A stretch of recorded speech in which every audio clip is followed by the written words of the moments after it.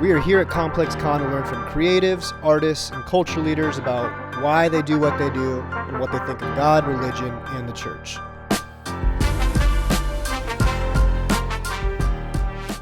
Guys, this is Jeff Staple. We're a fan of you, by the way, a fan of your work. Thank you. We love it. So tell us a little bit about your brand, the vision behind it, the art behind it, Where do I begin? How much time you got? Oh, we got a little time, okay.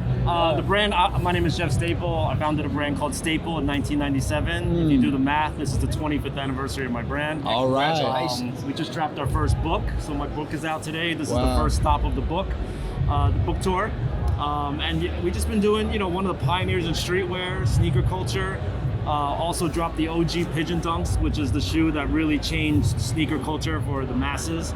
And then we're here with Coinbase right now because we've also entered into Web3 in the NFT space with our Stapleverse. Wow. And so you're standing in front of Stapleverse right now. Yeah. That's awesome, man. Well, you think about, so we work for a church, funny enough, so that's actually why we're here, but we're trying to learn from creatives like you, culture shapers. Yeah. When you think about culture, you think about creativity, what are some of the things that inspire you? What are some of the things that have maybe moved you? Like going back even to an early part of maybe your story, your creative experience, what has inspired you? What has moved you? I mean, to be honest, it's people at the end of the day. Street culture, if you think about the definition, it's people on the streets, real people. It's not about runway shows, it's not about museums or gatekeeping art galleries. It's like people on the street, real people. And that's what I've always been inspired by. It's just like interacting with real people.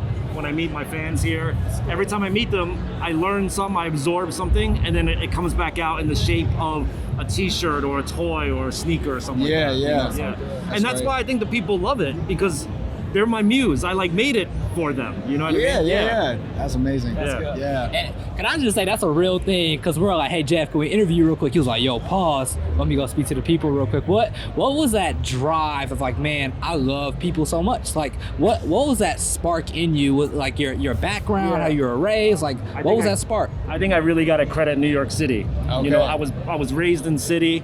I went to college in the city. And I think just taking the subways, trains, buses, you're interacting with like different nationalities, ethnicities, cultures. You're shoulder to shoulder with people who on the news are at war, but you're all on the 6 train right now. So like I think just being in that compression of people made me really enamored and love all the different people around. Man, I love that.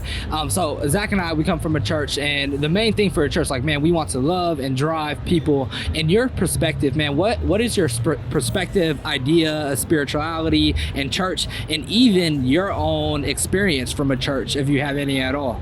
I actually don't. I do believe that I'm a man of science, but I do believe that someone designed something to kick it off. So I believe in we came from chimpanzees and we came from a cell, and the cell came from the moon, and the moon came from a rock, a comet, and then those formed through like the cosmos and the Big Bang. I get it. You keep going back to the Big Bang theory, but I still feel like some hand sparked that first marble. Yeah. Then maybe that hand walked away, or maybe that hand went off to create other marbles. Sure. But I don't think you could explain all the way back to day 0 that this just happened. Yeah. This shit is too designed. Too designed. Complex, right? It's considered. And something, someone, some person was like, boop, okay, let's see what happens. Yeah. All right, so with that in mind, last question for you.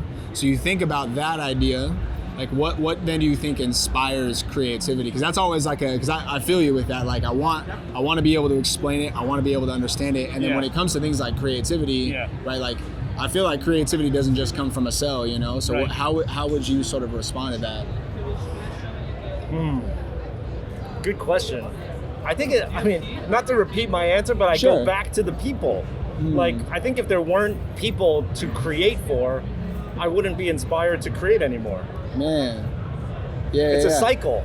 Totally. Yeah, totally. I meet them, I create for them, they support, and then it just keeps going round and round like that, Yeah. It's like sunlight and plants. Like, that's the most beautiful thing, right? Like the carbon monoxide to oxygen kind of, like they need our carbon monoxide to live, we need their oxygen to live, and it just keeps going. That's how I feel like it is with me and my fans and like the creation. My name is Jeff Staple. I'm the founder and creative director of Staple. You can follow me at Jeff Staple on Twitter and Instagram. That's right. Give him a follow.